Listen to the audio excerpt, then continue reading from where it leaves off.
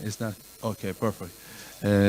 Intraoperative planning and pre-operative planning in shoulder arthroplasty today. This is my disclosure.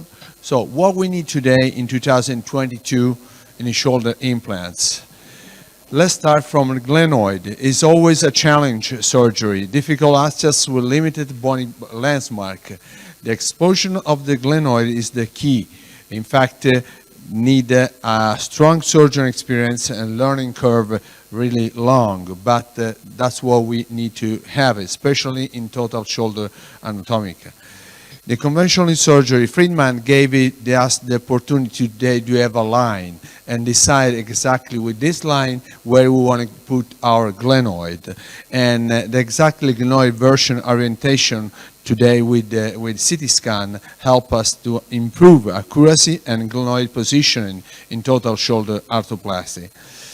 Anatomical implant is really a great balancing. We have to know exactly how to put an anatomical implant. It's not easy at all. And before the colleague show us how much is difficult and how much many failure can give us for the incorrect anatomical implant.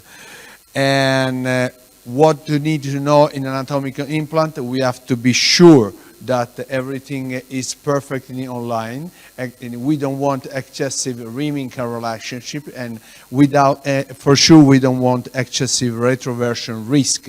We want to put implant in exactly way. In the reverse, it's same. What we want to obtain, we want to obtain a great range of motion, a great stability, and no scapular notching. This is what I usually do and what we usually do probably, but this is my way, how I do a regular implant without any kind of device. Once I clean my glenoid, I cross my glenoid, and the exposure in this case is very, very important. I usually don't use K-wire in the central to improve the center of the vault, and at this point I'm pointing straight to the, I'm making a hole with these screws, and then at this point, as you will see it, I will put the electrocautery inside, and at this point I will get my finger. Why my finger? Because the trick is that I use my GPS. My GPS is the finger. I want to control exactly the anterior part of the neck and see if it's parallel to the electrocautery. In this case, this kind of reamer doesn't have a K-wire, so I can control the anteversion, retroversion, anterior and superior. And consider that I studied before the case, I know well what and how much I want to reaming.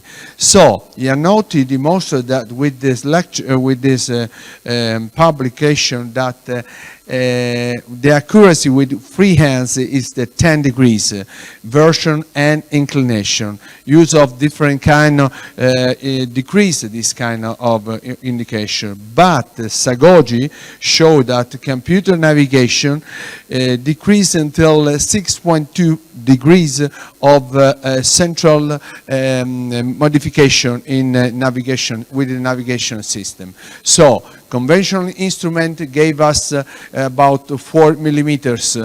Planing plus conventional instrument gave us 3 point. But the planing with GPS or any kind of other system, it decreased tremendously all this accuracy. So what else is out there? We have 4 kind of system. We have the pre-op 3D planning, is a static system pre-op. And then we have the PSI, is a static system intraoperative. And then we have navigation dynamic system intraoperative. And finally, augmented reality platform is a dynamic system intraoperative also. So let's start. Static system pre-op, we everybody knows that we know how to use it. It gave us and changed our mind. In your mind, you can get inside the OR and you already have a three-dimensional idea what you want to do it. And some company offer immediate reconstruction option, so you can control the version, inclination, augmented glenoid or bone graft, and backside contact, reaming, depth. And this is a mixed reality HoloLens. It's a navigation static system pre-op. In this case, you can have an idea. Maybe it's a toy, I don't know, but for sure at the beginning gave you the chance to understand in the OR, but without interactive, the chance to work on it. Then what else is out there? PSI. PSI, as I showed before, one of the colleagues, is very important. We have two options: single-use guide, adaptive raisable guide. Disadvantage was they will give us after 3-4 weeks no intra-operative flexibility, and risk of error during the modification, and depends how much time you do the surgery after you got the PSI. But at the same time, is important, and this is a static system intraoperative.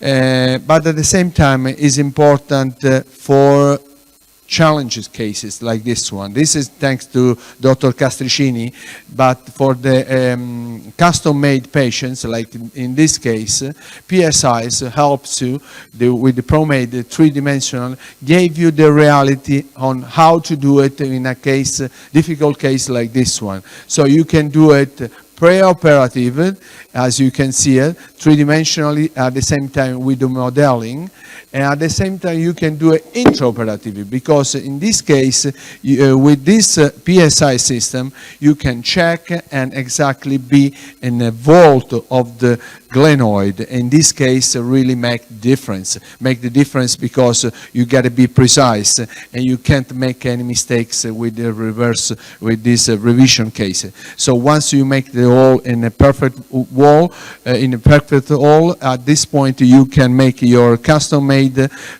system to reverse the glenoid, and as you can see it, you can be also precise in screws. And then this is the X-ray, this is the X-ray control, and really is a challenges case, but it really make the difference, this kind of instrument. But the GPS shoulder navigation workflow is, as we know, these are the steps that we need, and this is an dynamic system pre and intraoperative system. Why? This is the story what we can have. We can planning the glenoid for anatomical implant. As you can see, we can get the depth, the version. We can already know exactly how much you can fit with the glenoid. You can see down there is how much percent you can get contact with the glenoid and your anatomical implant. But at the same time, so with humerus, you know already where you want to make you can predict where you want to make your cut. That this is another difference. You can use long stem, regular stem. You can choose the humeral head and consider the version. So with this in your mind, before the surgery, you can make the difference. At this point, you can use it with the regular stem, or otherwise with the stemless implant, and decide if you want to do a 42, 45, whatever. At the same time, so you can do it with the reverse. And see in an anatomical implant how much you can go forward with elevation, obtain in abduction, external and internal rotation, and considering all the impingement that you can have in this kind of future implant. And this is just before. Again, you can do it with anatomical, but at the same time you can do it with the reversal, as you will see it now. because really can give you the chance to obtain also if you have some defect in have a posterior augment or anterior or superior augment. This glenoid plate, as everybody knows, is not eccentric, but is not concentric, but is eccentric. And at the same time, you can choose and see before the surgery where you want to put your humeral stem and how you want to reverse it in this case. It's very important and is helpful for the surgeon. But how does it work? You put the tracker on a coracoid, and in this case with this little please, and then at this point you are going to make the lens mark. As you can see here in this video, put the tracker on a coracoid is now really take like 2 minutes really. It's very anatomical, and at this point you have to just check exactly how to make the point that your screen in front of you can check and analyze and control with the same CT scan that you send at the planning before. Take the right point. It can tell you if you are right or not. You have to be very precise on this, and really can tell you how long you can be with the glenoid far anterior border. And it's not like my finger, but it's pretty good. What do you think? At the same time, you can, at this point, you can really ream and see what, once you finish the analysis of all this, ream and see what's going on. And at this point, you can center exactly the vault. Sometimes I can't believe it that I can really go, I want to put the center in that point, but the computer unfortunately, likely doesn't make mistakes. Can tell me how much deep I want to go and the precise point where I want to go. Same things with the screws, as you can see it now, and can tell you exactly how to position it, everything. But let's go forward. His help in a challenging case, yes, sure, because you can be precise also if you have screws on it, or cases like this with a lot of erosion of the glenoid, or cases like this, 15 degrees inferior inclination and 48 degrees of retroversion. And this is a case exactly in the center. Is helpful, even in a revision cases like this.